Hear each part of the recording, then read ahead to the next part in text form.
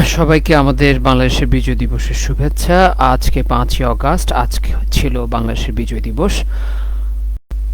এই বিজয় দিবসে শেখ হাসিনার পতনে ছাত্র আন্দোলনের ভূমিকা কতটুকু? আমার দৃষ্টিতে এটা হচ্ছে 100%, ফুলি, শতভাগ কৃতিত্ব হচ্ছে বাংলাদেশের ছাত্র আন্দোলনের। বাংলাদেশের শিক্ষার্থীরা কোটা সংস্কার বিরোধী যে আন্দোলন শুরু করেছিল, সেই আন্দোলন রাষ্ট্র বিপ্লবে পর্যবসিত হয়েছে। কোনো বিএনপি, কোনো জামাত, কোনো জাতীয় পার্টি, কোনো রাজনৈতিক দল যদি এটার কোনো দায়িত্ব দাবি করে, এটার কোনো কৃতিত্ব দাবি করে, আমি বলবো তারা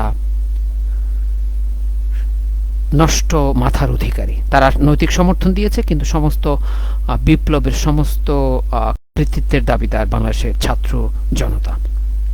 আমি বাংলাদেশের ছাত্র জনতাকে স্যালুট জানাই।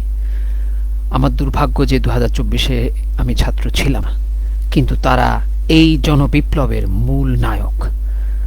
আগামী যুগ যুগ, হাজার হাজার বছর ধরে এটার জন্য বাংলাদেশ, বাঙালি জাতি তাদের কাছে কৃতজ্ঞ থাকবে।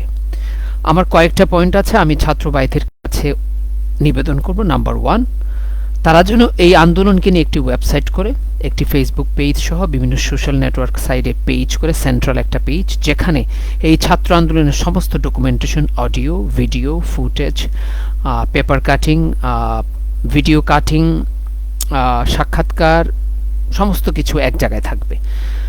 দ্বিতীয়ত, তাদের কাছে আমার একটা বিনীত অনুরোধ থাকবে, যেখানে আমি আর্থিক সহযোগিতা করার জন্য প্রস্তুত, সেটি হচ্ছে একটা মিউজিয়াম তৈরি করা, যেখানে এই আন্দোলনের সমস্ত তথ্য সংরক্ষিত থাকবে। তৃতীয়ত, সারা দেশে এই আন্দোলনকে স্মরণ করার জন্য যেন সারা দেশে একটি সংগঠন করা হয়। সেটার নাম হতে পারে কোটাফুল, হতে পারে সবাই আমরা ছাত্র, যেরকম একটি নাম দিয়ে একটা সংগঠন করা, যেটা সারা দেশে শাখা প্রশাখা থাকবে, যেখানে আমরা সাহিত্য সংস্কৃতির মুক্ত আলোচনা, বিতর্ক, চর্চা করব। আবার একই সাথে এই আন্দোলনের স্মৃতিটুকু ওখানে সংরক্ষিত থাকবে যুগ যুগ ধরে। চতুর্থত, আমার একটা ছোট্ট নিবেদন আছে আরেকটি, সেটি হচ্ছে এই ছাত্র আন্দোলনে যারা শহীদ হয়েছেন, যারা আহত হয়েছেন, তাদের সাহায্যের জন্য একটি ফাউন্ডেশন করা, যে ফাউন্ডেশনের পক্ষ থেকে তাদের পরিবারকে একটা নির্দিষ্ট সময় পর্যন্ত বা আজীবন প্রযোজ্য ক্ষেত্রে সহায়তা করতে থাকবো আমরা, এবং সেখানেও আমি আমার আর্থিক সহযোগিতা করতে প্রস্তুত। পঞ্চম, তাদের কাছে আমার আরেকটি নিবেদন থাকবে, এই আন্দোলনে যারা শহীদ হয়েছে তারা যেখানে শহীদ হয়েছে সেখানে স্মৃতিস্তম্ভ নির্মাণ করা, এবং এই স্মৃতিস্তম্ভগুলো দেখভাল করার জন্য একটি ফাউন্ডেশন করা, এবং সেটি শহীদদের দেখভাল করার জন্য যে ফাউন্ডেশন, সেটার অধীনেও হতে পারে।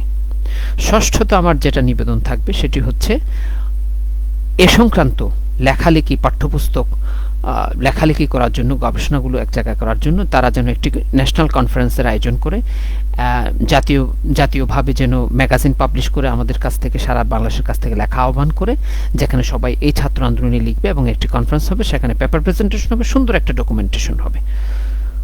সপ্তমত, এই ছাত্র আন্দোলনকে স্মরণ করার জন্য 5ই আগস্ট সারা জীবন বাংলাদেশ যতদিন আছে, একটি বাংলাদেশের দ্বিতীয় বিজয় দিবস কিংবা বাংলাদেশের গণতন্ত্র মুক্তি দিবস, এরকম একটা দিবস ঘোষণা করা, যে দিবসে সরকারিভাবে বন্ধ থাকবে না, কিন্তু সরকারিভাবে উদযাপন হবে সারা দেশে। সেটা বাধ্যতামূলক করবে সরকার। অফিস আদালত বন্ধ থাকবে না, কিন্তু অফিস আদালতে সবাই 1 ঘন্টা আধা ঘন্টা ধরে এই আন্দোলন নিয়ে আলোচনা চলবে। অষ্টমত, এই আন্দোলন নিয়ে সারা দেশে ব্যাপক প্রচার প্রসারের জন্য প্রতি বছর বিভিন্ন ধরনের সাহিত্য সাংস্কৃতিক কার্যক্রম চালানো, রচনা প্রতিযোগিতা, ছবি অঙ্কন, সেরকম প্রতিযোগিতা চালানো, এবং সেটা যেন আমরা সবসময় চালু রাখতে পারি। সবশেষে, সব কৃতিত্ব আপনাদের। স্যালুট বাংলাদেশের ছাত্র জনতা। You did it, you really really did it, you are the heroes. আপনারাই প্রকৃত নায়ক। ইতিহাসের মহাকালের মহারথে, মহাকালের এই মহাসময়ের মহাযুদ্ধের কথা চিরকাল লেখা থাকবে। কখনোই আপনাদের নাম বৃথা যেতে আমরা দেব না। মিথ্যার পরাজয় হয়েছে, এবং মিথ্যার পরাজয় নিশ্চিত করতে হবে। আওয়ামী লীগকে সব অংশে মীমাংসা করতে হবে। আপনারা যে দলই করুন না কেন, আপনারা বিএনপি করেন, আপনারা জাতীয় পার্টি করেন, আপনারা বাংলাদেশ ইসলামিক জোট করেন, তবে জামাত ব্যতীত, জামাত নিষিদ্ধ, জামাত নষ্ট, জামাত পচা, জামাত মুক্তিযুদ্ধ বিরোধী। আপনারা খেলাফত মজলিস করেন, আপনারা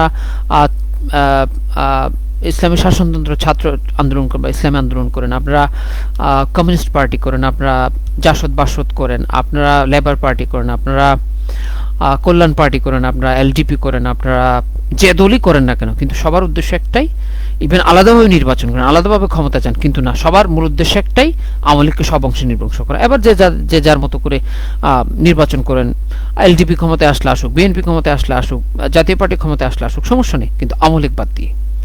সবাই ভালো থাকুন, সুস্থ থাকুন। আবারও সিলেট বাংলাদেশের ছাত্র জনতাকে।